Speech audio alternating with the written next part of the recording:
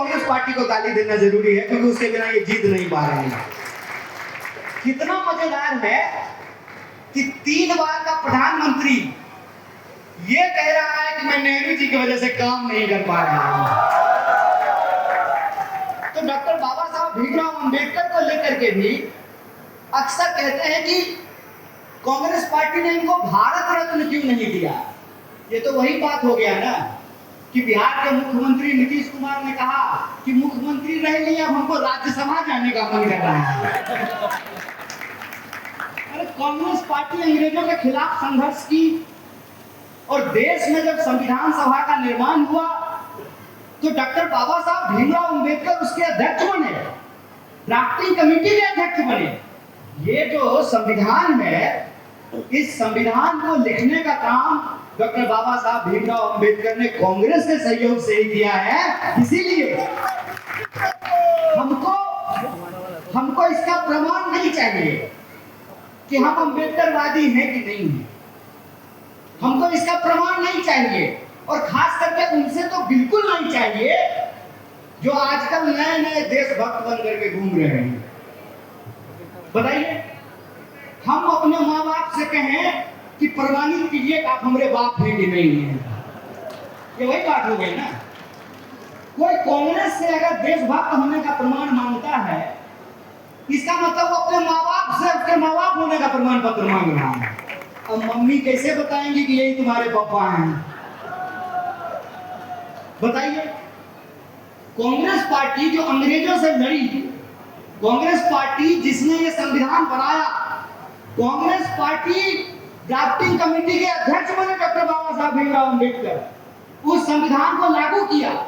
और उसी संविधान की ये ताकत है कि भले हम लोग मंच पर बैठे हुए हैं, युवा हो कि बूढ़ा हो, हम उस डिबेट में नहीं जा रहे हैं। नेता प्रतिपक्ष ने कहा रावत जी के बारे में, हम कह रहे हैं कि युवा हो कि बूढ़ा हो, हेलीकॉप्टर पे चलते हो कि पैदल चलते हो, मोटरसाइकिल से चलते हो, झोपड़ी में रहते हो, महल में रहते हो, सबको बराबरी का अधिकार डॉक्टर बाबा साहब भीमराव अंबेडकर ने संविधान के माध्यम से दिया है।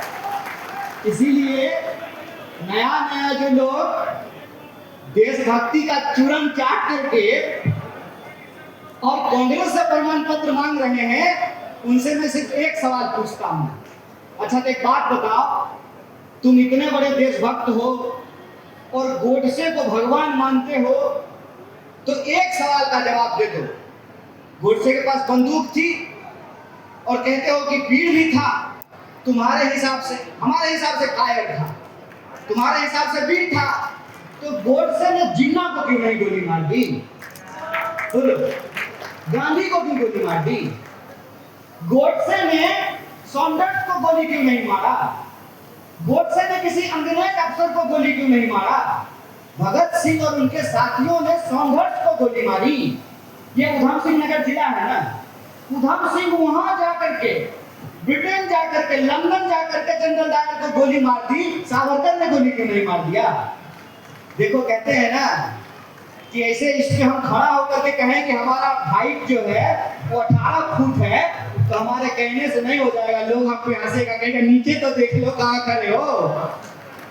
क्या है ना कि झूठ अगर बार बार बोला जाए तो कई बार लगने लगता है कि सच है, लेकिन थोड़ा दिन जब आप पहले इस्तेमाल कर लेंगे तो आपको विश्वास हो जाएगा कि झूठ झूठ होता है, सच सच होता है। बोल देने से झूठ सच नहीं हो जाएगा।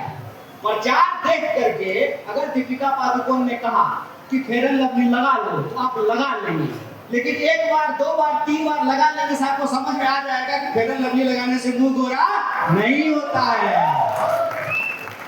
प्रचार करने से, मीडिया खरीद लेने से, झूठ बोल देने से इतिहास नहीं बदल जाता है।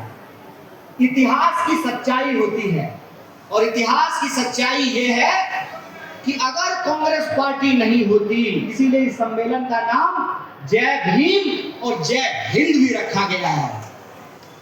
अगर कांग्रेस पार्टी नहीं होती, अगर अंग्रेजों के खिलाफ देश के तमाम लोग, और जब हम देश कहते हैं तो देश का मतलब सिर्फ प्रधानमंत्री नहीं होता है, देश का मतलब सिर्फ राष्ट्रपति या मुख्यमंत्री नहीं होता है, देश का मतलब देश में रहने वाले लोग। और देश में रहने वाले लोग मतलब देश के किसान, देश के मजदूर, देश की महिलाएं, देश के पुरुष, देश के नौजवान, देश के भीतर दुकानदारी करने वाले, बिजनेस करने वाले, नौकरी करने वाले, सेना में अपनी सेवा देने वाले, सरकारी गैर सरकारी, वो तमाम लोग जिनका पोस्टर पे नहीं फोटो आता है, पेट्रोल पंप पर सिर्फ प्रधानमंत्री का फोटो लगा रहता है। आपके राज्य की खबरें, आपके शहर की खबरें सबसे पहले जानने के लिए देखते रहें अमर उजाला। चैनल को सब्सक्राइब जरूर कर लें और पाएं हर अपडेट।